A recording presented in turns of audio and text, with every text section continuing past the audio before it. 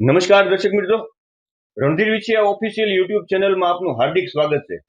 અમારા ક્રમ મુજબ આપને ઘરે બેઠા દર્શન કરાવવા તેમજ આવો કરાવો મુલાકાત એ સિરીઝમાં એ ક્રમમાં આપનું હાર્દિક સ્વાગત છે। ત્યારે આજે આપણે છે સાવરકુંડલાથી થોડા દૂર ધજડી ગામના સીમાડામાં જ્યાં ઈ વગડાની અંદર ઘીવાળા ખોડિયારમાંનું મંદિર છે, ભગવાન ભોળિયોનાથ જ્યાં બિરાજમાન છે, ત્યાં આવા આડાબીડ સંત સપૂતને તુંબડા ત્રણેયનો એક સ્વભાવ, તારે પણ બોળે નહીં એનો તાર્યા ઉપર ભાવ, એવા સંત એવા મસ્તરામ બાપુ અહીંયા બિરાજમાન છે। ત્યારે આવા સંતોની મુલાકાત કરી અને આપણે ઘર બેઠા દર્શન કરાવી, ઘર બેઠા આપણને આ સંસ્કારની, આપણી પરંપરાની, આપણી સંસ્કૃતિની વાતો મળી રહે એટલા માટે થઈ અને અમારી રણધીર વિછિયા ઓફિશિયલ યુટ્યુબ ચેનલની નેમ મુજબ આજે આપણે મસ્તરામ બાપુ ને પૂછીએ કે બાપુ, સનાતન ધર્મ શું છે અને અહીંનો આપણે ઘીવાળી ખોડિયારમાં નો મહિમા તો આખો સંસાર જાણે છે, પણ સ્પેશિયલી અહીંનો શું મહિમા છે, ભગવાન ભોળિયાનાથ બિરાજમાન છે ત્યારે અને આવતી નવરાત્રી આવી રહી છે તો યંગ જનરેશનને આપણી બેન દીકરીઓને શું શિખામણ હોઈ શકે। અને બીજું મિત્રો, જાણવા જેવી વાત એ છે કે સંતો માં બધામાં જ્ઞાન તો ભરપૂર હોય, જ્ઞાન હોય, જ્ઞાની હોય તો જ સંત કહેવાય। અને સંતનો સ્વભાવ એવો હોય છે કે સમાજને સુધારવું, સમાજનો પુનરુત્થાન કરવું, એ પણ કોઈ સંતો બહુ જ્ઞાની એમ કહેવાય કે બહુમુખી પ્રતિભાવો ધરાવતા હોય છે। એમાંના અમારે મસ્તરામ બાપુ એટલે ઘણી બધી ભાષાઓનું જેમને જ્ઞાન છે, પણ આપણે ઇંગ્લિશ જેમ ગુજરાતીમાં વાતો કરી શકીએ બહુ સરળતાથી, એવી જ રીતે અમારે મસ્તરામ બાપુ ઇંગ્લિશમાં, અંગ્રેજીમાં પણ વાતો કરી શકે, જે જાણીને તમને નવાઈ લાગશે। કારણ કે કોઈ સંતના મુખેથી ઇંગ્લિશ સાંભળવું એમ લાગે કે સંતો ભણ્યા ગણ્યા ન હોય એટલે સાધુ થઈ જતા છે, પણ નહીં। એક સંસારને, આપણા સમાજને સુધારવા માટે થઈ અને પહેલ કરી અને કોઈ પણ વ્યક્તિ સામો આવી જાય તો એ ફટાફટ જેની જવાબ દેવાની તેવડ છે એવા અમારે મસ્તરામ બાપુનું કોઈ દી નબળું વેણ ન હોય। કારણ કે વળે નહીં કાંઈક દુનિયામાં કરે ગેંગે કે ફેફેથી, ઘડીક શણગાર મર્દો નો સજી લ્યો તો મજા આવે, અને મજા કઈ ઓર આવે દાદ કાયર વેશ મૂકો તો, અને કદમ બે કાળની હામાં ભરી લ્યો તો મજા આવે। જેવો માણસ એવી વાત, અને કોઈ દી નબળી જેના મોઢામાંથી વાત ન હોય એવા મસ્તરામ બાપુને પૂછીએ। બાપુ, આ જે પ્રશ્ન પૂછ્યા એ પ્રમાણે આપ જણાવજો।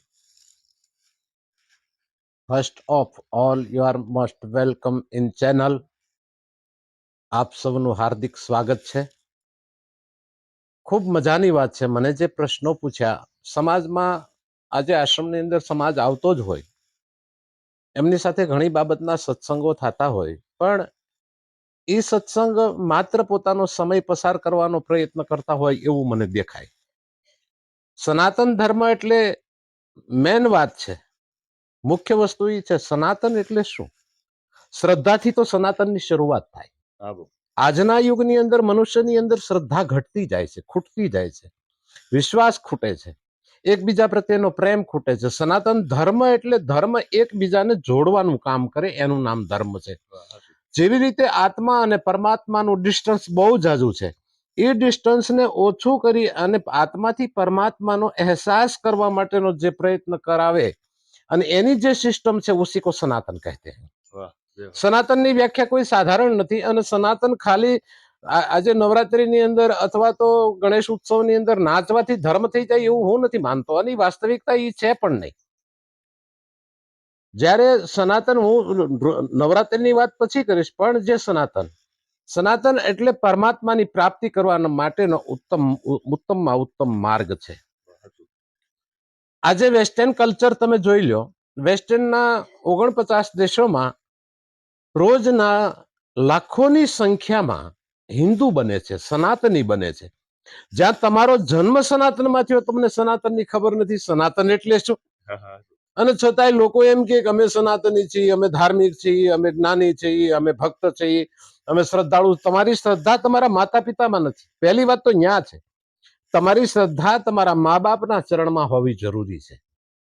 આજે મા બાપને જો તમે ભગવાન માનો તો પછી એનો અર્થ કાંઈ છે જ નહીં। તમારું સ્વર્ગ, આજના લોકો, આજના યંગ જનરેશનને હું એટલું જરૂર કહું કે તમારું સ્વર્ગ તમારે નક્કી કરવાનું છે, અને તમારું સ્વર્ગ તમારા માતા પિતાના ચરણમાં જ હોય। આમાં તો ત્યાર પછીનો બેજ છે અમારું, પહેલા પ્રથમ ગુરુ તમારા માતા પિતા છે. જ્યાં સુધી વ્યક્તિ પોતાના માતા પિતાના ચરણમાં સ્વર્ગનો સ્વીકાર ન કરે તો ઓલા સ્વર્ગના દ્વાર તમારા માટે ક્યારેય ખુલ્લા હોતા નથી. એટલા માટે યંગ જનરેશનને ખાસ કરીને ખ્યાલ રાખો કે જો પોતાને મોક્ષ જોતો હોય, મુક્તિ જોતી હોય, તો પહેલા પોતાના માતા પિતાને રિસ્પેક્ટ કરતા શીખો, અને કરવું જ જોઈએ. જ્યાં સુધી તમે તમારા માતા પિતાને રિસ્પેક્ટ નહીં કરો ત્યાં સુધી તમારે સંતો પાસે આવવાની કોઈ જરૂર નહીં. જો તમે તમારા માતા પિતાને ન સમજી શકો તો તમે સંતોને ક્યાંથી સમજી શકો? સંતોના જીવનની ગહેરાઈ બહુ હોય છે. એ કઈ ઉપર છોડું જીવન નથી હોતું, કારણ કે એ તો અસલ સનાતની છે. સનાતન એક અષ્ટાંગ યોગ, એને સનાતન કહેવાય, જે આદિકાળથી છે, જેમાં કોઈ દી કાંઈ પરિવર્તન આવ્યું જ નથી. જીવનમાં આ દુનિયામાં ક્યારેય પરિવર્તન નથી આવ્યું. આ પૃથ્વી હતી તોય ભલે, નહોતી તોય ભલે, અને એ પહેલાથી આ સનાતન ધર્મ છે. સૂર્ય પાસે પણ સનાતન હતો, ચંદ્ર પાસે પણ સનાતન હતો. ત્યાર પછીના મનુ, શત્રુપા આદિ રાજા મહારાજાઓ, અંતે ભગવાન શ્રી રામ જુઓ તમે, એમણે આ સૃષ્ટિ ઉપર સનાતન ધર્મની સ્થાપના કરી, અષ્ટાંગ યોગની સ્થાપના કરી. એક એક વ્યક્તિ, કારણ કે રામ રાજ્ય તો એને જ કહેવાય કે જ્યાં 4 વસ્તુ હોય. આપણે એક 2 ઈંટના પથ્થર અથવા તો 2 રૂપિયાની ગड्डी હોય, લોઢાનો ટુકડો હોય, આપણે એમ કહી દઈએ કે મારે તો રામ રાજ્ય છે, તો રામ રાજ્ય એમ ન થાય. રામ રાજ્યની અંદર પિતા પહેલા પુત્રનું મૃત્યુ ન થતું, જન્મની પીડા નહોતી, મૃત્યુની પીડા નહોતી, અને ઈચ્છા જન્મ ઈચ્છા મૃત્યુ હતી. આજ પણ તમારે જો તમારી આયુષ્ય વધારવી હોય તો મારી પાસે આવજો, હું તમને સિસ્ટમ શીખવાડું. તમે પોતે એક્સપિરિયન્સ કરી શકશો, સ્વયં એક્સપિરિયન્સ કરી શકશો કે ખરેખર મારી શ્વાસની જે ગતિ વધારે હતી એ ઓછી થઈ ગઈ. જે 18 થી 20 શ્વાસ લેતો હતો એની જગ્યાએ તમે 9 થી 10 શ્વાસ 50% હું તમને લાવી દઉં, એ મારી જવાબદારી છે. ઉસી કો સનાતન કહેતે હૈ, ઉસી કો ધર્મ કહેતે હૈ. આજના યુવાનોને એ શીખવાની જરૂર છે, નકરું ખાવા પીવાની એન્જોયની જરૂર નથી. આને સનાતન કહેવાય. આવો સનાતન ધર્મ જો તમારા જીવનની અંદર ન હોય તો તમે કદાચ માથામાં કપાળમાં તિલક લગાડીને આટા મારો, ગળામાં કંઠી પહેરીને આટા મારો, નવરાત્રીની અંદર આટલી મોટી નવરાત્રીના પાર્ટીઓ બનાવો છો, એ તો તમારો એક બિઝનેસ છે, એ કોઈ ધર્મ થોડો છે. એને તમે ધર્મ માનો છો એ વાત ખોટી છે, એ તમારું મનોરંજન છે. ધર્મ તો એને કહેવાય. ભગવાન શ્રી રામ નવરાત્રી તમને મળી ક્યાંથી? નવરાત્રી તમે ઉજવવા મળ્યા એનું કારણ શું? આખો ચેન્જ કરી નાખ્યું. જે વાતાવરણ હતું એને તમે બદલી નાખ્યું. એમ નો બદલાય ક્યારે. રાવણની સાથે ભગવાન જયારે યુદ્ધ કરતા, રામચરિત માનસનો પ્રસંગ તમે લેજો. પહેલા દિવસે જયારે રાવણે એટલું ભયાનક યુદ્ધ કર્યું, એટલે હનુમાનજી મહારાજ, શોર્ટમાં કહું છું, હનુમાનજી મહારાજે ભગવાનને પૂછ્યું, જામવંતજીએ, કે પ્રભુ આ તો પહેલો દિવસ આનો હતો, આટલું બધી આપણી વાનર સેનાનો વધ કરી નાખ્યો, તો આનું યુદ્ધ શરૂ થશે તો શું કરશું? એમ આને જીતવો, પરાજય કરવો એ બહુ મુશ્કેલ છે. તો કે હા, મને પણ ખબર છે, ભગવાને એવું કીધું. પણ ત્યારે એને એમ કીધું કે તો એક દૂતને તમે રાવણ પાસે મોકલો અને કહેજો કાલથી રામ મેદાનની અંદર નહીં આવે. જ્યારે તમને આદેશ આપવામાં આવે ત્યારે જ તમારે યુદ્ધ મેદાનમાં આવવાનું જરૂરી રહેશે. પણ બાકી જો 9 દિવસ ભગવાનને કીધું કે ભાઈ 9 દિવસ મારે અનુષ્ઠાનમાં બેસવાનું છે, એટલે મારી વ્યવસ્થા કરો. અને જયારે વ્યવસ્થા કરી ત્યારે રાવણને એમ થયું કે આજે 9મો દિવસ છે, રામ આજ પણ હજી દૂતને મોકલતા નથી, તો આ છે શું? એટલે એમણે અંતર ધ્યાનથી જોયું તો ભગવાન શ્રી રામ ઉપાસનામાં બેઠા હતા. અને 9મા દિવસે રાવણને ખબર પડી કે આ ઉપાસના જો આની પૂરી થશે ને તો આને રામને મારે પરાજય કરવા અશક્ય છે. એટલે એમણે છળ કપટથી રોજ એક માતાજીને ઉપાસના દરમિયાન રોજ એક કમળ માતાજીને અર્પણ કરવાનું હતું. 8 કમળ અર્પણ કર્યા, 9મું કમળ એક બાકી હતું. તો રાવણે એ માયા દ્વારા એ કમળ લઈ લીધું, અને હાંજ પડી ભગવાન માતાજીને કમળ ચડાવવા ગયા તો જ્યાં કમળ ઉપર હાથ મૂકે ત્યાં કમળ હતું નહીં. ભગવાને વિચાર કર્યો કે જો હું કમળ ન ચડાવું તો મારી ઉપાસના પૂરી ન થાય. એને યાદ આવ્યું કે મારી માં મને કમલ નયન કહે અને બોલાવતી, એટલે મારી આંખ પણ એક કમળ ગણાય. એટલે તીર લઈ અને અણી જે આંખ પાસે લઈ ગયા ત્યાં માતાજીએ હાથ પકડી લીધો. કેમ રામ, આ શું છે? તો કે લંકાની અંદર યુદ્ધ મેદાનમાં યુદ્ધ ચાલુ છે અને રાવણને મારે પરાજય કરવાનો છે, એટલા માટે મેં આપની ઉપાસના કરી છે. માં મને આશીર્વાદ આપો. તો કે રામ, તમારું અનુષ્ઠાન પૂરું, હું પ્રસન્ન છું, અને આવતીકાલે યુદ્ધમાં હું પોતે જ લડીશ, તમારે નથી લડવાનું, તમે તો માત્ર નિમિત્ત હશો. અને એ વખતે માતાજી લડતા હતા, અને એ જે શક્તિનું અમોઘ બાણ હતા એ રાવણ પણ સહન ન કરી શકે, એની સેના પણ સહન ન કરી શકે. આને નવરાત્રી કહેવાય. નવરાત્રી એક ઉપાસનાનું કેન્દ્ર છે.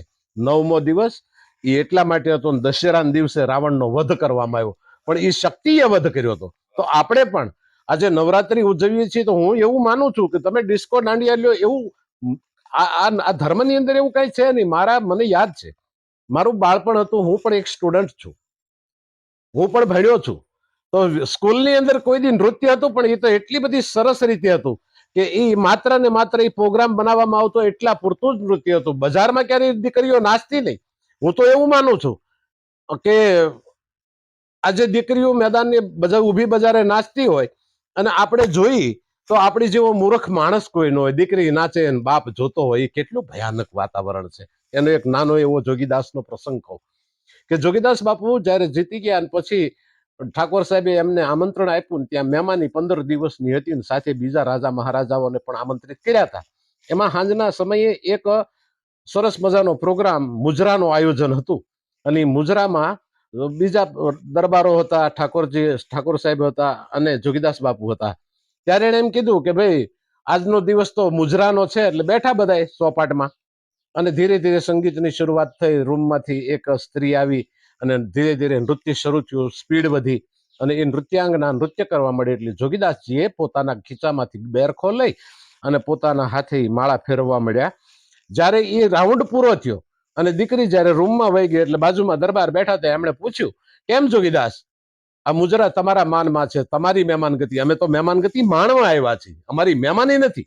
જો શબ્દોનો પ્રહાર કેવો છે, ઉપયોગ કેવો છે. એને એમ કીધું કે આ તો મહેમાનગતિ તો તમારી છે, અમે તો મહેમાની માણવા આવ્યા છીએ. તો તમે આ મુજરા તમારા માનમાં હતા, તો તમે તો મુજરા માણ્યા નહીં? તો કે હા, વાત સાચી. તો કે કેમ? તો કે હું એક દરબાર છું, મારી દીકરી નાચતી હોય અને હું જોઉં તો મારી જેવો મૂર્ખ માણસ કોઈ ન હોય. મેં આ ચોપડીમાં એકવાર વાંચ્યું હતું અને ત્યાર પછી મેં સંકલ્પ કર્યો છે, આજ પછી કોઈ ડિસ્કો હું ક્યારેય જોઈશ નહીં. આજ સુધી મેં હજી કોઈ દી ડિસ્કો નથી જોયો. કોઈ બેન દીકરી નાચતી હોય ત્યાં નજર મારી ન હોય. હું એની ઉપર કંટ્રોલ ન કરી શકું, મારી આંખ ઉપર તો કંટ્રોલ કરી શકું ને, મારા મન ઉપર તો કંટ્રોલ કરી શકું ને. આને સનાતન કહેવાય, આને સાધુ કહેવાય. એ પોતે સંકલ્પ લઈ લે, પણ તમને કોઈ દી કઈ ન કે. સમજણ તો ત્યાંથી શરૂ થાય. એટલા માટે સંતોનું જીવન દર્શન જે છે, એ જીવન દર્શન તમે કરો, એના સંસ્કાર, એના ગુણ, એના ધર્મ, એની ચેતના, એના સ્વયં નિયમ, આ બધાથી સાધુ ઓળખાય. સાધુ શરીરથી નહીં અને ચામડાથી જોવાની કોઈ દી જરૂર જ ન પડે. આપણે કોઈ ચામડાના વેપારી થોડા છીએ એટલે ચામડા જોવા નીકળી જાય. આપણે તો ચેતનાના ગ્રાહક છીએ.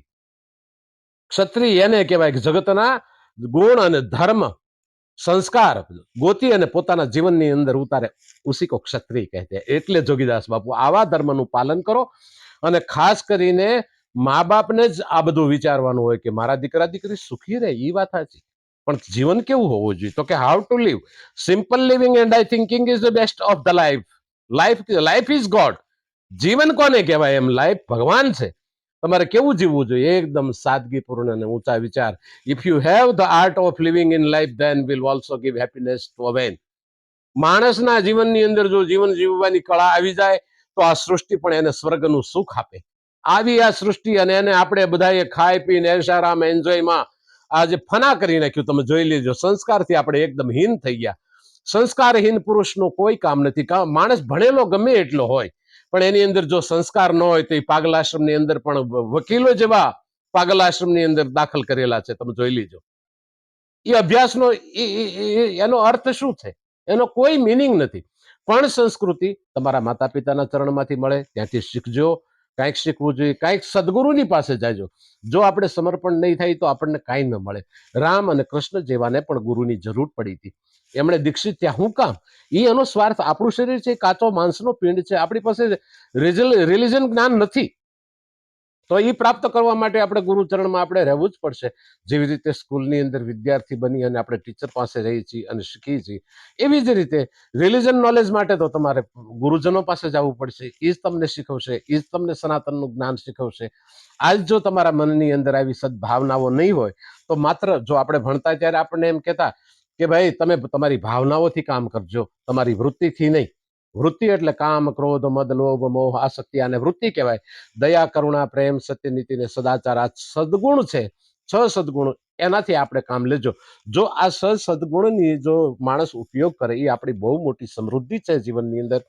પરમાત્માએ આપણને ખૂબ આપી છે. સમાજની સાથે એના ભાવથી એ ગુણોથી આપણે જો સાથે જીવી વ્યવહાર કરીએ તો સમાજ પણ સુખી રહે અને આપણે પણ સુખી રહીએ. કોઈ દિવસ કોઈનું બુરું ન થાય, કોઈનું ખરાબ ન થાય, આપણું મન ખરાબ ન થાય, મનની અવસ્થા સારી રહે. તો માનવ જીવન આવું શ્રેષ્ઠ જીવન છે. એટલે એમ કીધું લાઈફ ઇઝ ગોડ. તમને જીવન પરમાત્મા છે. એ જીવન જીવવાની કળા તમારી અંદર કળા આવવી જોઈએ. અને એવી જો કળા શીખવી હોય તો ગુરુજનો પાસેથી જ મળે. એ કાંઈ પાણીપુરીની લારીએથી ન મળે ને પાવભાજીની દુકાનમાંથી ન મળે. ત્યાંથી તો દુર્ગુણ મળે. અને એ જે ખોરાક છે એ તમને કોઈ કામનો નથી, બાયપાસ થઈ જાય. અને એવી કઈ જરૂર તમને હવારમાં ભગવાનને સૂર્યનારાયણને જળનો લોટો ચડાવવાનું જ્ઞાન ગુરુજનો આપશે. એ ઉર્જા તમને ક્યાંથી મળે? આખો દિવસ સારી રીતે શરીર હાલે એના માટે હવારમાં જળ ચડાવવાનું હોય. એ સૂર્યના કિરણો જે છે એ પાણીની એક ધારામાંથી જો તમારી છાતીમાં આવે તો એ આખો દિવસ ઉર્જા તમારા શરીરને મળી રહે. એવી તાકાત એ જળ ચડાવવામાં છે. તો આવું જ્ઞાન તમે ઘણા બધા સ્વયં નિયમથી જીવજો અને જીવશો તો જ આનંદ આવશે. અને આ પરિસર જે છે એ એક બહુ સામાન્ય હતું. હું જ્યારે અહીંયા આવ્યો ત્યારે મેં પીપરના પાન ખાઈ અને 15 દિવસ વિતાવેલા છે. મને 2 રોટલી નથી મળી. મારી પાસે પાણીનો ગ્લાસ નહોતો. નદીના કિનારે જઈ અને પાણી હું પી આવતો, ખોબેથી પીતો. એને આજે 44 વર્ષ થયા. અહીંયા એક વર્ષો પહેલા અહીંયા એક ભરવાડનો નેસ હતો અને એ નેસની અંદર એક ભરવાડભાઈ અને દાદા હતા. એમને દીકરીને ત્યાં સંતાન નહોતું. એટલે એ દીકરી એમ કીધું કે બાપા હું હવે શું કરું? એમ તો કે આપણે માતાજીની સ્થાપના કરીએ અને એ માતાજી જો તને દીકરો આપે તો એમ આપણે એને 1 કડા ઘી ચડાવશું. હવે એ કડા ઈ જમાનાનો શબ્દ છે, એ અત્યારનો નથી. જો કે મને ખબર છે, પણ એ એનું વ્યાખ્યા કરવાની બહુ જરૂર પણ નથી. તો 1 કડા ઘી ચડાવશું અને જો એ માતાજી દીકરો આપે તો તું એમ માનજે કે એને સફેદ લટ આવશે જન્મતાની સાથે. જન્મે ત્યારે એને સફેદ લટ સાથે હશે તો માનજે કે આ ઘી વાળી ખોડિયારે દીકરો આપેલો છે. ત્યાર પછી અત્યાર સુધીની કેટલીય માનતાઓ એવી છે અને આજે એ પરિવાર પણ અહીં આવે જાય છે અને બધાને જન્મથી હજી પણ સફેદ લટ જ આવે. હું અહીં આવ્યો પણ મારે બાળપણથી, મારા જન્મથી જ મારે એક સફેદ લટ હતી. મને આની ખબર નહોતી કે આ ખોડિયારનું સ્થાન ક્યાં છે. પણ છતાંય મારી સફેદ લટ હતી અને અહીંયા બધાને દીકરા આપે છે તો એને પણ સફેદની લટ આવે જ છે અને એવા અહીંયા માનતા ચડાવવા માટે આવે છે. તો એ વાતને આજે લગભગ 15 થી 20 પેઢી જેવું થાય છે. અને એમનો પરિવાર આજે ભરવાડ સમાજ, એ સિંધવ પરિવાર, એ અહીંયા વાક્યની અંદર છે અને એ પરિવાર લોકો અહીંયા માનતા ચડાવવા માટે આવે. ઘણી વખત દર્શને પણ આવતા હોય છે. એને 20 પેઢી થઈ ગઈ છે આવો સમય. અને હું જ્યારે અહીંયા આવ્યો ત્યારે કાંઈ હતું નહીં. મેં કીધું એમ પીપરના પાન ખાઈને મારો જીવન ગુજારો કર્યો. એ ઉપરાંત ત્યાર પછી ધીરે ધીરે આનો વિકાસ, માતાજીનું મંદિર પણ થઈ ગયું. પછી ભગવાન શિવ ઉપર મને અતિ પ્રેમ અને ખૂબ જ શ્રદ્ધા, એટલે ભગવાન શિવની સ્થાપના પણ મેં કરી છે મારી ચોઈસ પ્રમાણે અને મારી શ્રદ્ધા પ્રમાણે. આજ મને ખૂબ આનંદ છે. અને આ સમાજની અંદર આવું એક આ પરિસર બધાના માટે જ્ઞાન સંવર્ધક છે. કોઈ પણ માણસ અહીંયા આવે તો એમની સાથે સત્સંગ સિવાય મારો બીજો કોઈ પ્રયાસ નથી હોતો. હું હજી કોઈની પાસે ફાળો લઈને જાતો નથી, કોઈની પાસે કઈ માગતો નથી. છતાંય પ્રભુ અહીંયા ખૂબ રાજી રાખે છે. એક શ્રદ્ધાનો વિષય છે. ધર્મ એક શ્રદ્ધાનો વિષય. श्रद्धान्वित बते ज्ञानम, श्रद्धा थी तमने कईक मळे. साइंस रुक जाता है लेकिन श्रद्धा कभी रुकती नहीं. ये बहुत गहरी गहरी बात है. उसे समझना तो बहुत कठिन है क्योंकि इतना समय तो आज आप हमारे पास भी नहीं है. In the end, I want to thank God for all your life. Then we'll also give happiness to our end. Thank you so much for the last time you listen to me. Thank you. વાહ બાપુ, આપણા ચરણોમાં કોટી કોટી વંદન. અને ખૂબ જ સરસ રીતે આપણને માહિતી બાપુએ આપી. આપણને જ્ઞાનમાં વધારો થાય અને કેવી રીતે સમાજમાં આપણે રહેવું, કેવી રીતના જીવવું, એ બધું બાપુએ આપણને સંભળાવ્યું. પણ એક વાત બાપુએ કરી, એ તો મારા ખૂબ આગ્રહને હિસાબે એમણે કીધું કે આઈનો શું મહિમા છે, ક્યારે આવ્યા. એ બાપુ પોતાનું કોઈ સંત પોતાના ગુણ પોતે ન ગાય, પણ મારા ખૂબ કહેવાથી કે બાપુ, કારણ કે જો તમે અહીંયા રહેવો હોય તો કોઈ માણસ અમર નથી. તમે બાપુ નહીં હો તો તમારી વાત અહીંયા ધરબાઈ લઈ જાય, આ સમાજ સુધી પહોંચશે નહીં. આ ખોડિયારમાંનો ઇતિહાસ છે, અહીંયા મહાદેવનું મંદિરનો ઇતિહાસ છે, એ કોઈને ખ્યાલ ન આવે. આ સફેદ લટ વાળી વાત સિંધવ પરિવારની, એ કોઈને ખ્યાલ ન આવે. તો બાપુને મેં ખૂબ આગ્રહ કર્યો. એટલા માટે બાપુએ વાત કરી કે ભાઈ પેલા બાપુએ એમ કીધું કે મારા ગુણ મારી વાતો મારે પોતે જ કઈ રીતના કરવી એમ. એટલે બાપુએ પોતાની વાત એટલા માટે મારા આગ્રહની હિસાબે કરી છે. તો બાપુને ખૂબ ખૂબ પ્રણામ, ખૂબ ખૂબ વંદન કે આપી સરસ મજાની માહિતી આપી. રણધીર વિછિયા ઓફિશિયલ યુટ્યુબ ચેનલમાં આપ જોડાયેલા રહેજો. આપને જો આ વિડીયો સારો લાગ્યો હોય તો આગળ ઘરે બેઠા દર્શન કરાવવા માટે, ઘરે બેઠા મુલાકાત થઈ શકે અને આવું જ્ઞાનમાં વર્ધન થઈ શકે એટલા માટે છે અને બીજાને પણ શેર કરજો. જય માતા.